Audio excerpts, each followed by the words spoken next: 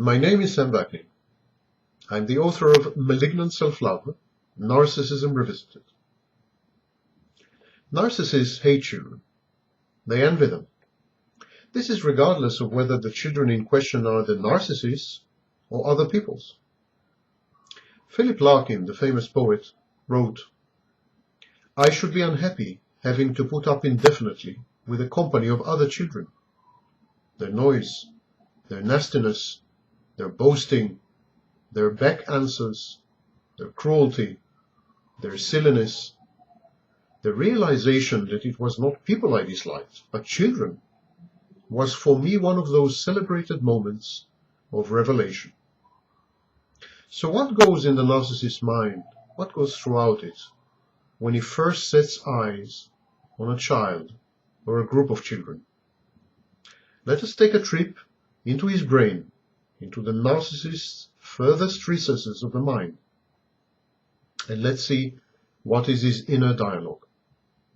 The narcissist says, "I see in children feigned innocence, relentless and ruthless manipulation, the cunning of the weak. Children are ageless. Their narcissism is disarming in its directness, in its cruel and absolute lack of empathy.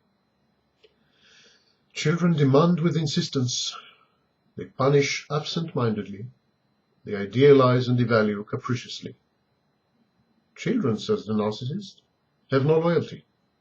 They do not love. They cling.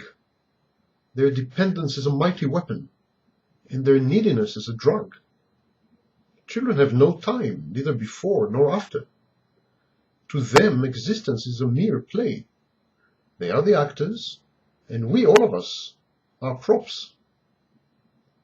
Children raise and drop the curtain of their mock emotions at will. The bells of their laughter often tintinnabulate.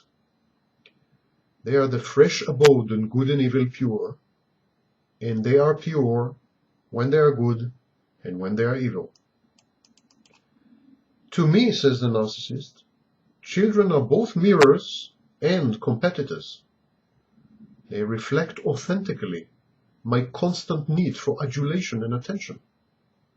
Their grandiose fantasies of omnipotence and omniscience are crass caricatures of my own internal world."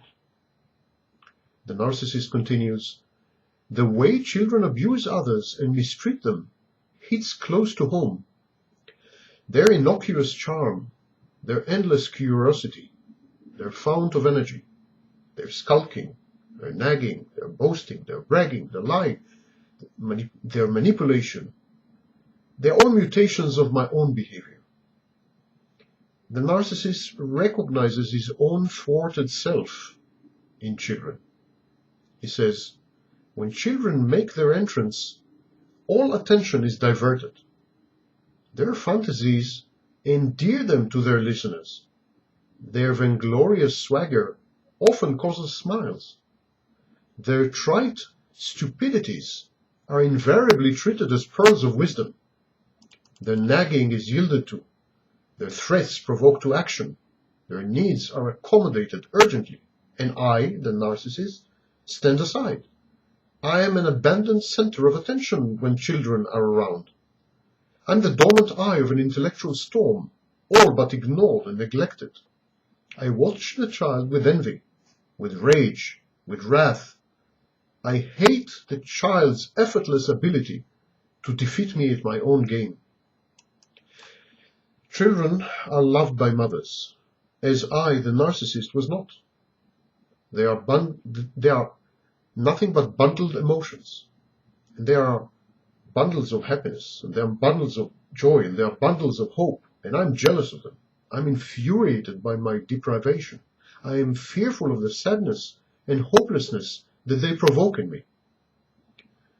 The narcissist says, "Like music, children reify a threat to the precariously balanced emotional black hole that is myself. They are my past, my dilapidated and petrified true self, my wasted potentials, my self-loathing and my defenses. All these are represented by children. Children are my pathology projected, I revel in my Orwellian narcissistic newspeak.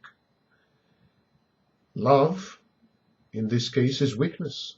Happiness is a psychosis. Hope is malignant optimism. I reject emotions. But children defy all this.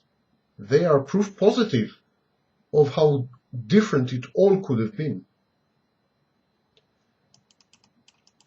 What I consciously experience when I see children, says the narcissist, is disbelief.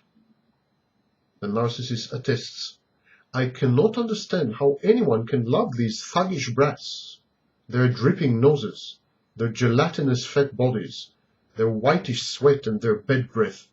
How can anyone stand their cruelty and vanity, their sadistic insistence and blackmail, their prevarication and deceit? In truth, no one except their parents should have liked them. But, mysteriously, everyone does. I like to think that children are always derided by everyone except their parents, says the narcissist. There is something sick and sickening in a mother's affections. There is a maddening blindness involved, an addiction, a psychotic episode. It's sick, this bond. It's nauseous. I hate children. I hate children for being me, concludes the narcissist.